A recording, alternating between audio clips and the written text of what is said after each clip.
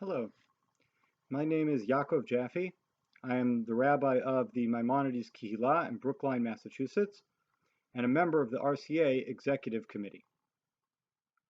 In this week's Parshat Eikev, the bulk of the Parsha talks about the Chet HaEgel, the sin of the golden calf, and Moshe's turning in the mountain to daven on behalf of the Jewish people for their forgiveness. At the end of the story, there's a striking pasuk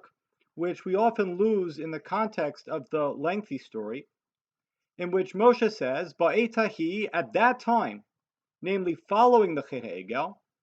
Hivdil Hashem et Shevet HaLevi, God separated out the tribe of Levi,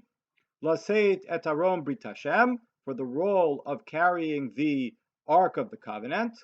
La'amod Lifnei Hashem L'Sharato, to serve as priests in the Beit HaMikdash, Ulevarech Bishmo, and to recite Birkat Kohanim, Ad Hayom Hazeh, until this day. When is this pasuk talking about that the Leviim were separated for this special role? The entire context of Parshat Eikev does appear to be speaking about the Chet HaEgel, and that seems to be the best explanation for this pasuk.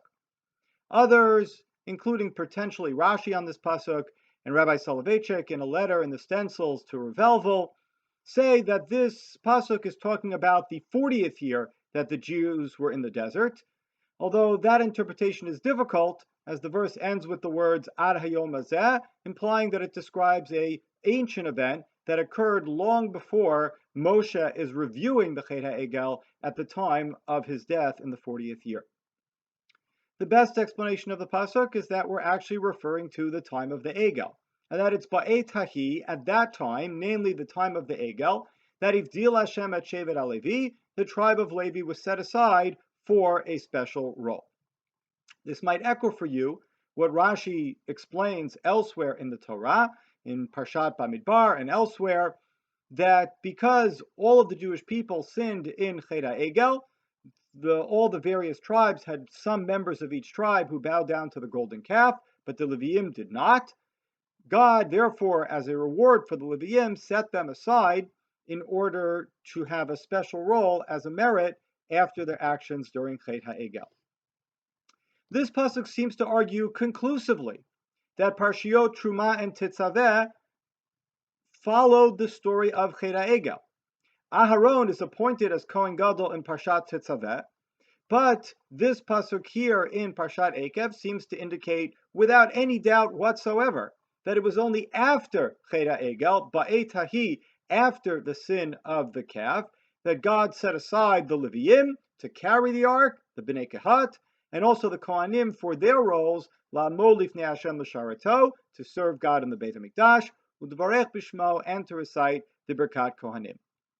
People sometimes erroneously quote the Ramban as believing that Parshat Tetzaveh and the appointment of Aaron preceded Chet HaEgel. Yet in this Parsha, in Parshat Eikev, the Ramban makes it clear that there is no way to interpret the verse in our Parsha other than saying that Aharon is indeed appointed to his role after Chet HaEgel.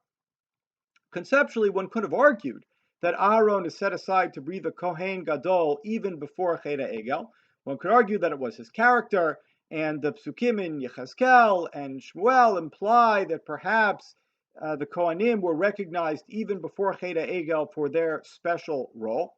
But this verse, which is a pasuk in the Torah, seems to imply the opposite way, that the Kohanim are only selected for their role after Chet HaEgel. What's also about this pasuk is the way in which it lumps the Leviim and the Kohanim together. An underlying question about Kohanim in general is whether they are selected as being special members of the tribe of Levi, special representatives of the tribe of Levi, or whether the Kohanim selection is entirely different from the selection of the tribe of Levi. By lumping them all together, by lumping both the role of the Leviim in carrying their own and also the role of the Kohanim in the Beit HaMikdash and Birkat Kohanim, it implies that the entire tribe was selected for their actions after Chet HaEgel, with some of them, the best of them, becoming Kohanim, and others becoming the Leviim,